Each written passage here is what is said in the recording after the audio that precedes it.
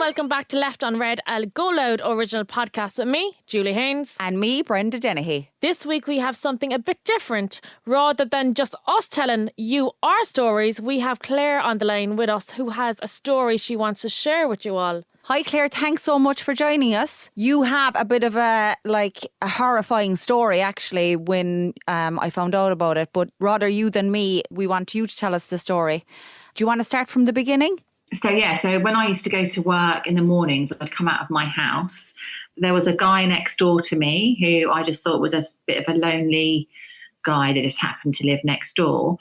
And he would be there. And I just thought, oh, well, coincidence, putting his rubbish out or, walking to the paper shop or whatever. And then he started walking with me every morning down to the train station, which was slightly, didn't really want him to do that, making kind of small talk and stuff. And obviously he knew I was married and could see I was pregnant and everything. And Claire, roughly how many mornings a week when you would leave the house was he outside? Would it be 7 mornings or 5 mornings of the week, or was it maybe 2 or 3 or what? It was practically all the time. It was all the time. Every single... It sort of started out probably, I don't know, once or twice, and then it just got more and more until it was practically every day. And also there was other strange things when I was in the shower and our bathroom adjoined where his room was on the other side of the wall, there'd be weird tapping from the other side of the wall, knocking. And were you the only one that heard this then? Did your husband ever hear it, or was it just you? Was it just when you were in the house on your own? Well, what I tried to work out was it just me? Was it a coincidence? What was going on here? So my husband at the time, we did an experiment, and when he was in the shower, there was no tapping. But then as soon as I was in there, the tapping would start again, the knocking would start. So we worked out that because I didn't I just had a shower in silence. That's kind of how we knew, because he could hear the radio when my husband was in there through the wall. So he was just basically trying to freak you out. I think so, yeah. And was it a certain type of tapping? Was it the same tapping each time, or slow knocking as if to go, I'm here on the other side of the wall, So eventually, after, I don't know, it must have been about maybe a month or so of this going on, I was just so sort of freaked out by it, and I thought, this isn't right. He was actually waiting for me outside the house and stuff. And then one day he was actually at the train station when I got off the train in the evening. And because I didn't get the same train, I just thought, how long has this guy been waiting there? I could not believe it. And then that's what made me realise this is not a coincidence. He just isn't just putting the rubbish out, or going to the paper shop. And it was because, as I say, I didn't ever get the same train, so I wouldn't have been at that station at the same time. So how long had he been waiting for me to get off the train, And I didn't want him there. And I was annoyed then. I was like, I don't want to get off the train and see you, or come out of my door and see you standing there. Thanks. Absolutely. Leave me alone. I actually have the shivers. And was he walking towards you then when he seen you getting off the train? Yeah, hello, like almost like a boyfriend come to meet you. Did you walk home from the train station? Yeah. And was he walking behind you? Yeah. Oh my God. Well, trying to walk with me and talk to me as if we were, a couple.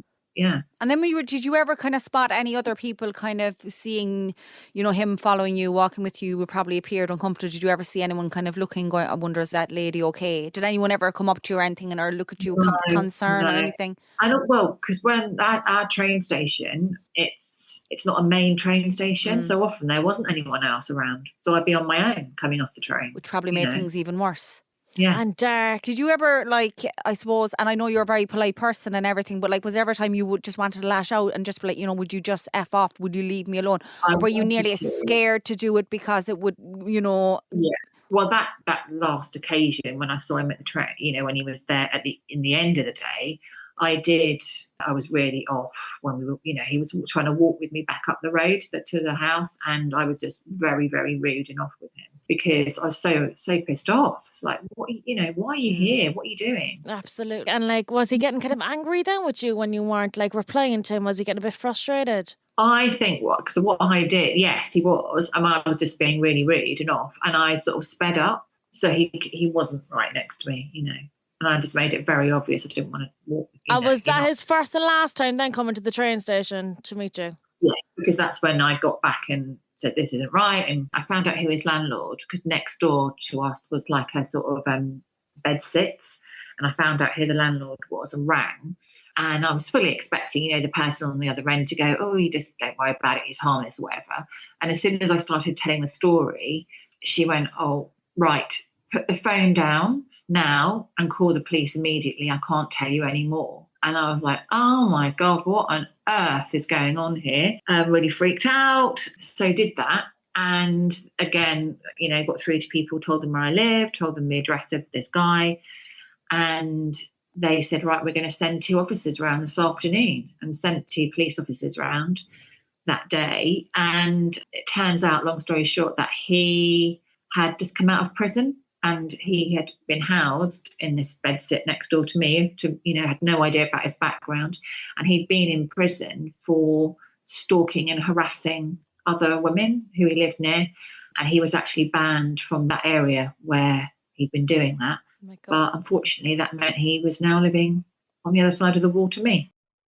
And just bringing it back now again. So those mornings that he was outside waiting for you to come out, like, what way was his attitude? Was he nice? Did he come across like a really nice, friendly man? Obviously, at this stage, you didn't know that he was a stalker. Yeah, exactly. Was he nice? He was a nice, I thought he was a nice guy. I just felt sorry for him. I thought he was a little bit odd, a little bit of a weirdo. He's obviously very lonely. And obviously, being sort of British, you don't want to be rude to someone. So you kind of like, make small talk, chit chat. Yeah, he didn't come across as nasty, no. No. And was he like the same kind of age as you?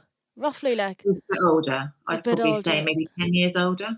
Okay. I think, Claire, it's an Irish thing as well. I think, the way we all are kind of polite, and you, even if there's someone and you think that they might be kind of nearly freaking you out or kind of, following yours, he kind of looking at me a certain way, you don't want to straight away be kind of like, thinking they're weird, or you want to be nice to them to their face, Yeah, because I was just like, I'm just being daft, I'm overreacting. Because that's something else that this woman who answered the phone said, because I said to her, I'm probably overreacting, but blah, blah, blah. And she was like, you're not overreacting. But she, because of data protection and everything, she couldn't go into who he was and his background. And that's why she told me to call the police. And obviously, when you're told to hang up immediately and call the police, you're like, what on earth? It's a bit scary. And then what else did the police tell you? They came around, and what other could they tell you about him? They said that he had form and he was out on license. And if I wanted to, I could, sort of make it a bit more formal, and he'd go back to prison. But again, that sort of politeness thing, and because I felt sorry for him, I didn't want him to go back to prison. I just felt like, oh no, I don't want to be responsible for sending someone to prison. But because he was out on license and he'd sort of broken those terms by following me and contacting me and whatever, he could have gone back into prison. But my big thing was, why did I not know that this person was living next door to me? I felt really, really vulnerable. Absolutely, yeah. But that's another thing I was going to ask you. Your neighbours around the area, were you friendly with them, or did they know about this man? Did they ever come knocking at your door and be like, No, because the street that we lived in, my house is like my own house, but the next door was kind of a bit like it's divided up into 4 bed sits. So it was kind of like, the neighbours didn't really know who lived in there. It was like very much come and go kind of place, Okay. And was he just doing it to you, do you know of, or any other neighbours on your road?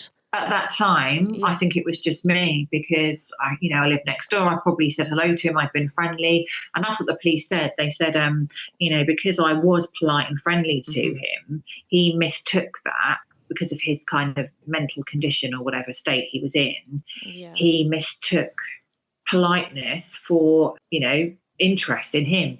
And in fact, the crime, that one of the things that he'd done in the past that he'd been in prison for was he'd been spying on a previous neighbour through her window. So she didn't even know that he was watching her and filming her and stuff. Oh my God. And one day she'd been having breakfast and he said to the police, she obviously wanted to give me a blowjob because of the way she was licking her spoon. Oh my God. And She'd just been eating her breakfast, you know. Oh. She didn't even know he was out there watching. And recording her off like a camcorder. I don't know. They didn't tell me the detail, but he was, you know, spying on her, recording and doing similar things. Like they'd said that, you know, because they lived in a sort of block of flats, when she'd gone out to have a cigarette in the communal sort of garden bit, he would always be there. And it was a very similar situation, you know, where he'd wait for her to go outside and then he'd sort of like appear, which is exactly what happened to me, you know. Yeah, and it's kind of like, with the recording, obviously we know that he had recorded that old neighbour. Did they ever find recordings of you? Not as far as I'm aware. Not no. that you know of, but you have a feeling that he was recording you. Well, I honestly don't know. I don't know. But, you know, another point was that, you know, when I said to the police about, well, what, you know, why wasn't I told? It seemed at the time, and I don't know whether things have changed now, hopefully they have, the police were really off and were like, well, you know, they've got to live somewhere. And if we can't go around telling people where, you know, these kind of people live, because then obviously you get vigilantes and people going and, you know, like knocking on the door and attacking them and stuff. So it seemed to me that I was kind of just left in this vulnerable position to sort of protect him, you know, protect ex-offenders. It's awful. I do think, I agree with you there. I think like we should be all told, you know, especially if a man like that is living next door to us or in our estate, you know, especially like in your case, you were pregnant, you know, and it's absolutely awful that you were put into that situation. And at one point, I remember going into his flat, you know, before I obviously knew. Yeah. And I just think now, God, what could have happened? Nothing did happen on that occasion. But, you know, the other thing the police said was that it sort of starts out, and obviously, as we know, these sort of crimes like innocent, you know, me just happened to be at the door, walk you to the station, we can have a chat. Then it escalates, doesn't it? Then you get the spying and then you get, you know, where's it going to end? And did that happen when you first moved into the house? Were you in the house before he moved into his bed, or what way did it work? I don't know, because when this started happening, probably hadn't lived there very long, maybe a few months to a year. But I don't know whether he was there or not. Yeah, he just turned up outside your door one morning. Yeah. Well, not outside the door. You know, he sort of made it look as if he just happened to be coming out of his house at the same time. You know, Claire, at the time as well, I know you were pregnant, so I can imagine you were anxious enough as it is. Like, how did you feel then being pregnant and all of this was going on? Really, really vulnerable, and like, you know, because obviously you worry about your baby, don't you? And what's he going to do? How far is he going to go? Yeah, it was really worrying and stressful. And what about your husband then? When you went home then and you told your husband, what was his reaction like? Yeah, just really, obviously really cross, really angry. Yeah, same as me. Like, what is going on? And did you confront him before you went to the police or before you rang the landlord? Because we didn't know what he was going to do. We thought the best method was to deal with it through the right, you know, with the police. Yeah, absolutely. And what else did the police, were they able to disclose to you? And I suppose I'm wondering as well, like, was there a case that you kind of wanted to put a formal complaint in against him that he would go back to prison? What was your kind of thinking around that? Just that I could have done that, but I couldn't do it. I couldn't put someone in prison, even though that sounds mad, doesn't it? Because of, you know, he'd broken his license provisions. You know, he shouldn't have done that. That was part of the conditions of, you know, being out. But I just have this, you know, I didn't want to be responsible for sending him back to prison. I still felt sorry for him, if I'm honest. I thought, he's just he's sad. He's just a really sad bloke. I kind of understand it. Like, obviously, I haven't had a personal experience, but I probably understand it. And I'm kind of wondering if there was a case, if you thought that you did put in that formal complaint and did go to court and then he was put in prison, would you think you would have feared then if he got out again, he'd come after you again? Exactly. Because the thing is, he knows where I live, you know, and I was about to have a little baby. And I just didn't want that. I just wanted it to go away. I wanted him to go away, which is what happened, actually. And how were you given any idea of where he was going then? Did the police inform you of that? No, because what happened was I had to ring his landlord again and say, I now know, you know, his background. I know all about him.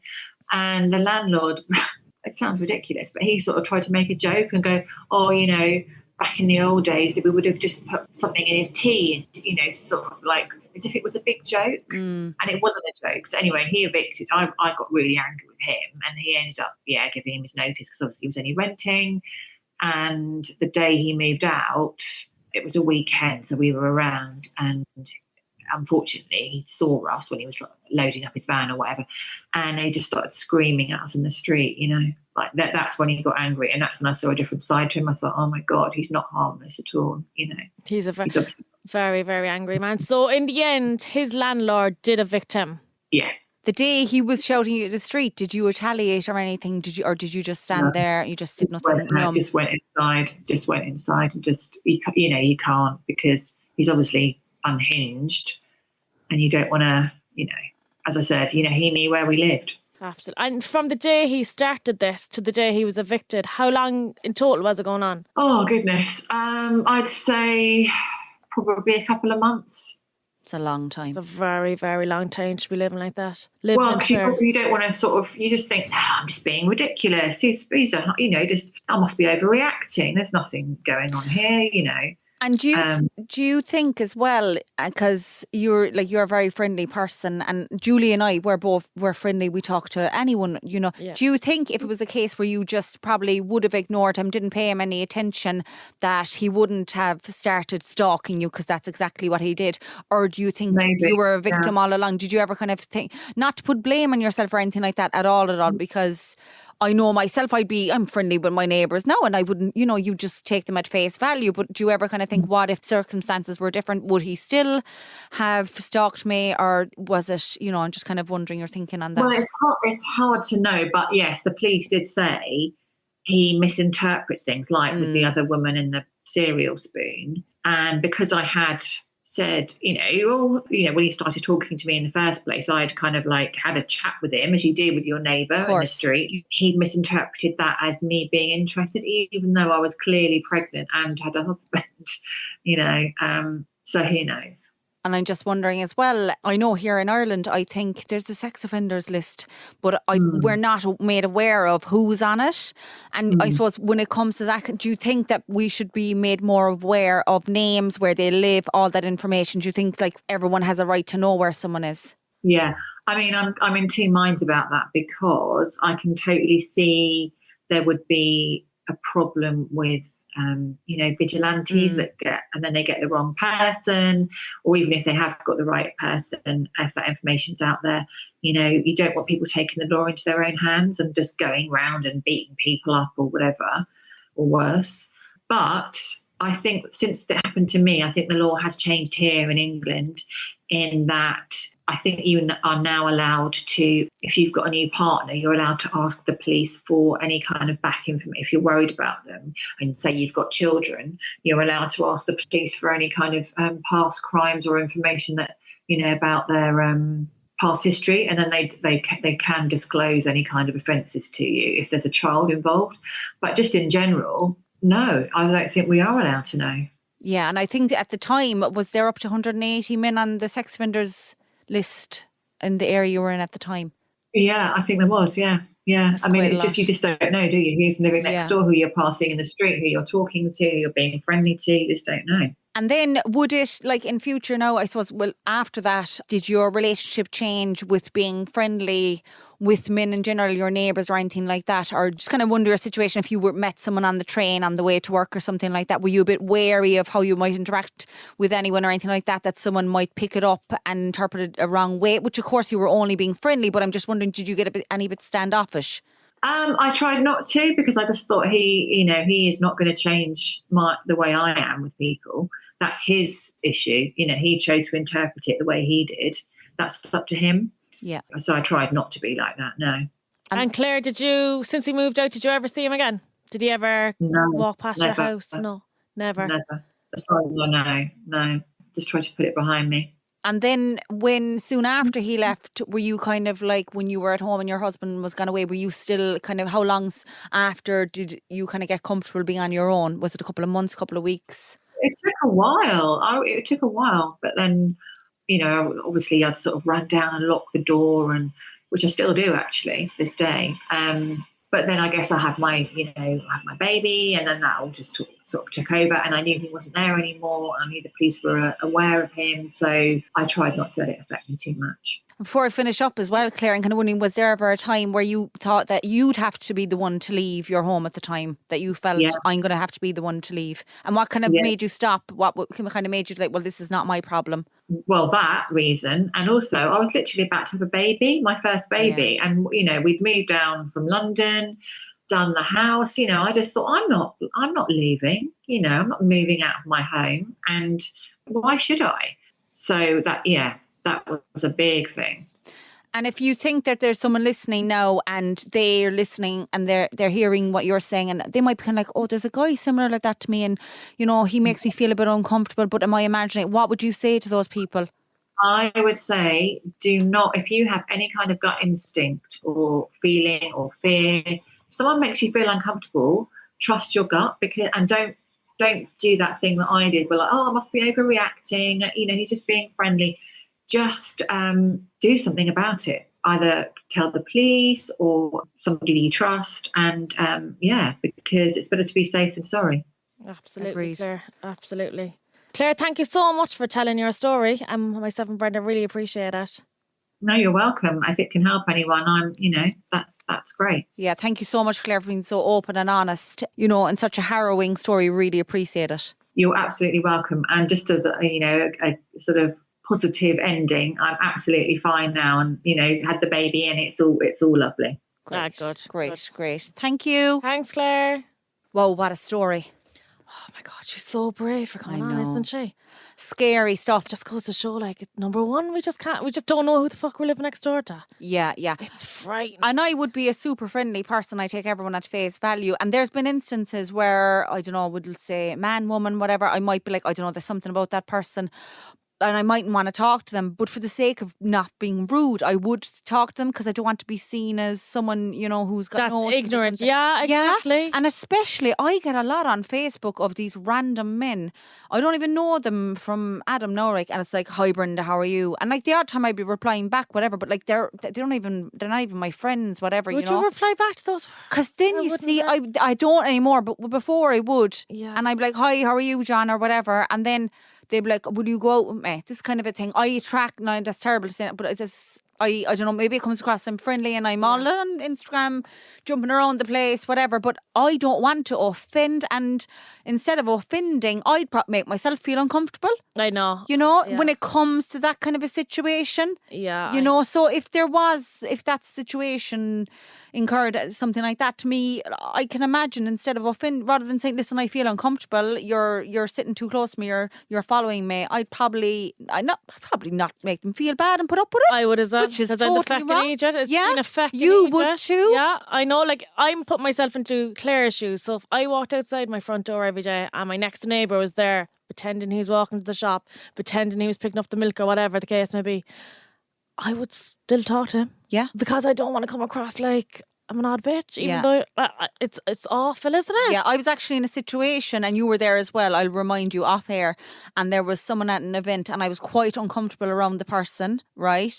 And he was standing there and he was just looking at me, and because there was a big group of people and people weren't aware of the situation, I was friendly to him, because even though I was really uncomfortable, but it was in front of people, and I didn't want people to think, oh gosh, she's so mean to the guy, even though there's just something, I was very uncomfortable. But again, and that's only a few weeks ago. Yeah, you just didn't want to create an atmosphere either. Like, I didn't. Yeah, I get. You know that. what I'm saying? Yeah. And I was put in an awkward position. I didn't want to be in it, but just to put up with it, for appearances, and I just did. So could you imagine that? Like, I just keep picturing myself getting off a train.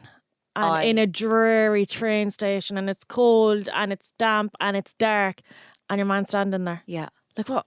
Like what? That then I would be like, nah. Yeah. Nah. And she did the right thing. She went home, told the husband, rang the landlord, rang the guards. But no, I'd be so scared. And I totally get why she didn't press charges. I totally would. Like, what do you think you would have done? Oh, I'm on the fence there. I think I'd be the same as Claire. I think I would fear him getting out after, and I fear, yeah, I would. I think I'd do the same. Obviously, I'm not in the situation, but hindsight is 2020 and all that. But like, I feel I would do the same. Yeah, and then you'd be thinking, he is obviously after moving out, but who's he next door to now? Where is he? I know. Is there a young And woman does next door to him? Is she on her own? It's you know, the same situation is going this- on. yeah. you What's know. happening now? So it is, yeah. It's frightening, and laws need to be changed. And I know here in Ireland as well, Helen McEntee is looking into it. But I remember on Red FM, like, we were doing stalking stories as well. But it's hard. It's just these things for people to believe you. You know, see, some people might be kind of like, you're only imagining that. Asher, he's only being friendly. He's only be nice, He's only or being nice. You're over it, you know. And that's no. no, you just You need someone to believe you. You know. Yeah, absolutely. But look, if you have any stories with neighbours, stalking, please leave us know on lor@goloudnow.com. Or even people stalking online. Yeah, that'd be very You know, interesting even as well. people stalking in general. Any kind of real life stories. We do like to do the odd one on the podcast. We love chatting to people as well. We love a really good story. We'd rather a real life story than a celebrity story. Oh, any day. Any day of the week. Any Give day. me a So- real life story. Yeah, so lor@goloudnow.com. Yeah, and take care, and we'll chat to you next week. Bye, everyone. Bye.